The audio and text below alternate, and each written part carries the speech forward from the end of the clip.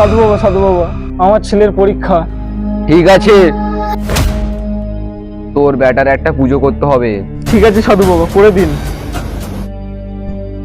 তোমার বেটাকে নিয়ে আসো।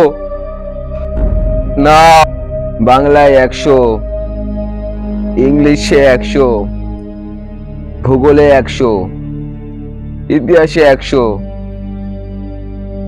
বাবা রেজাল্ট দিয়েছে। কি রে, কথা পেলি? বাবা সাধু বাবা পুজো তো করলো কিন্তু কিছু হলো না। চ, ওই সাধু বাবার ভণ্ডামি আজ বের করছি আমি।